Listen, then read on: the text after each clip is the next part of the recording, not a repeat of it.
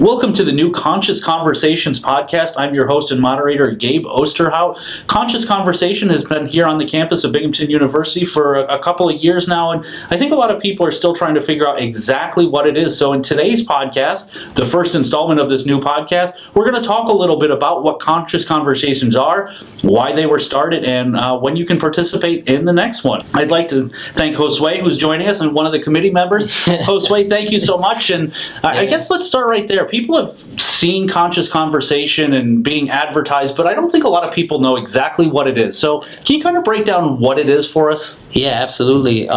So Conscious Conversations actually began in the fall of 2016.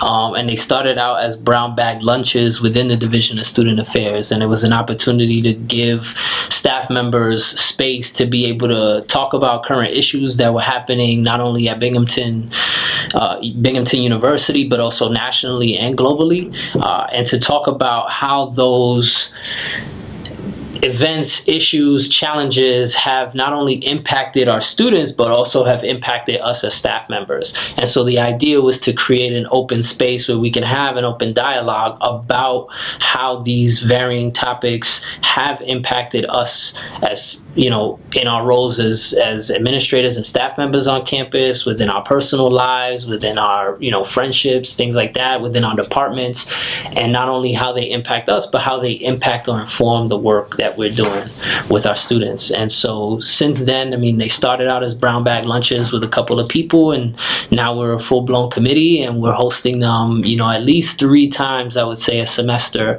and trying to hit, different areas around campus to engage as many staff members in this initiative. It's a diversity and inclusion initiative, and so we invite folks, regardless of how they identify, to come in and talk about whatever it is that's happening that is currently impacting them. And I think it's important to point out, this is an open dialogue and a safe space for people. Yep. So I know a lot of people sometimes are hesitant to share ideas in an open forum, but the whole idea of this is to come and share your ideas and hear what other people on campus have to say. Would you agree? Yeah, absolutely. I think that's part of what we saw, and I think especially recently with the political climate, it's so divisive, right? And we're not engaging in dialogue. It's kind of, we're staying in our own silos and just festering.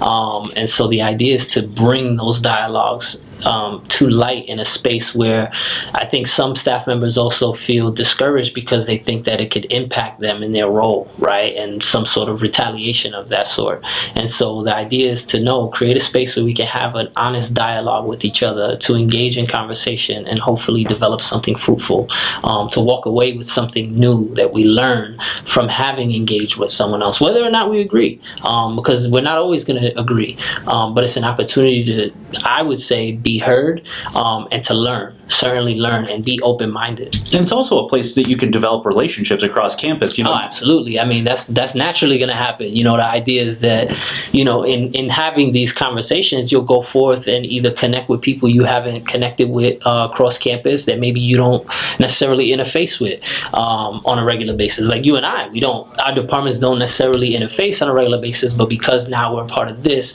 we have an opportunity to connect, and perhaps we can, build relationships not only in work, maybe outside of work.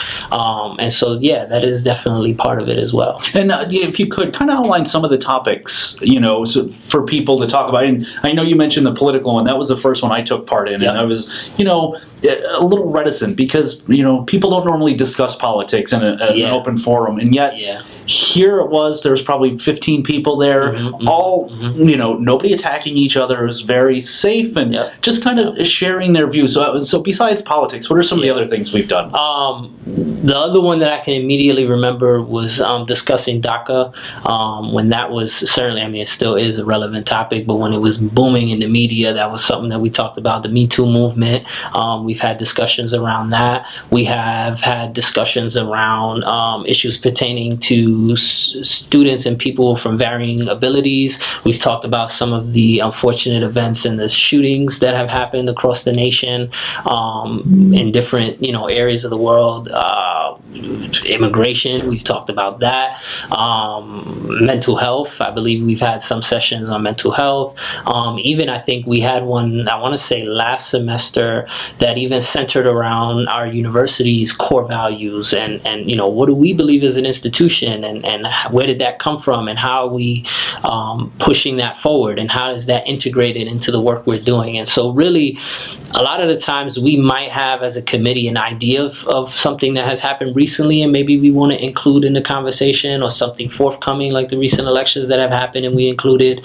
And sometimes we literally just leave it open for folks to, what is something that you feel is relevant that you'd like to bring up to the conversation and, have us engage in. And so sometimes folks that even aren't on the committee but are our attendees at the conversation will, bring up a topic that they feel is relevant and would like to talk about. And we encourage that. One of the other barriers people say is, well, I'm busy all day. And that's one of the things I've noticed since joining this committee is we tend to try to have them at different times. So maybe you can't make this one because you're busy, but here's another opportunity at a different time. How important is that they're staggered and not, just one set time? Yeah. I think it's crucial because everybody's schedule looks different depending on the department that they're working in, the population that they specifically work with, as well as the calendar, right? Sometimes we have things scheduled way in advance. And so some people are morning people, some people are afternoon people.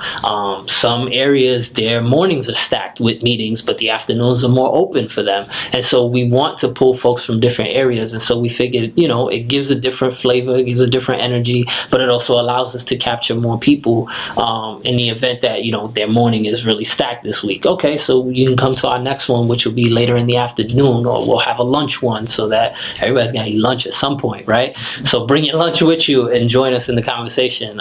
We definitely try to, attend to the fact that not everybody's schedule is the same. And so we want to be able to capture as many people as we can and offer that option to them. And I think another thing to point out, sometimes people are very shy and don't want to speak in front of a group, but come and listen anyway. Yep, absolutely. I mean, you're not, it's kind of a challenge by choice.